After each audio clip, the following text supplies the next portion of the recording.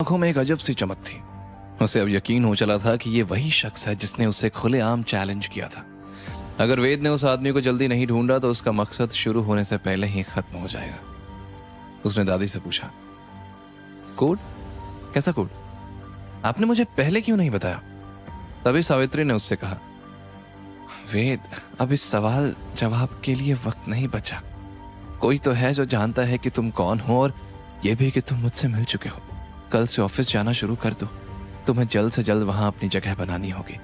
वेद ने सिर झुकाकर हामी भरी, लेकिन उसके मन में सवालों का उफान था। उसने मन ही मन सोचा, अब सवाल सिर्फ ये नहीं है कि वो आदमी है कौन, बल्कि अब सवाल यह है कि अगला बार कब और कहां होगा। इस बीच सावित्री को अचानक ख्याल आया, कियारा ठीक तो है ना?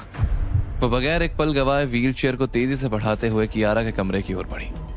उन्हें चिंता में देख वेद भी सब कुछ भूलकर उनके पीछे भागा। सावित्री ने कियारा के रूम का दरवाजा जोर से खटखटाया, लेकिन अंदर से कोई जवाब नहीं आया। कियारा बेटा, तुम ठीक हो ना? दरवाजा खोलो। तभी वेद ने जोरदार धक्के से दरवाजा खोला, लेकिन कियारा रूम में नहीं थी। ये देखकर सावित्री की सांसें अटक गई।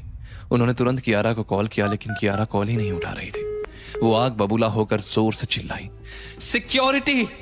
पलक झपकते ही पूरे मेंशन की हलचल तेज हो गई। सारे सिक्योरिटी गार्ड सिर झुकाए भागते हुए सावित्री के पास आए।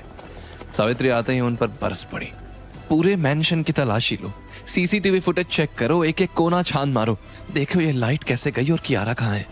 अगर मेरी पोती को एक खरोच भी आई तो तुम लोगों की खैर नहीं। तभी सिक्योरिटी गार्ड कांपते हुए नजरें चुराता हुआ बोला, मालकिन, हमें भी समझ नहीं आ रहा कि आखिर लाइट गई कैसे, लेकिन कियारा मैडम वो तो रॉयल क्लब गई है।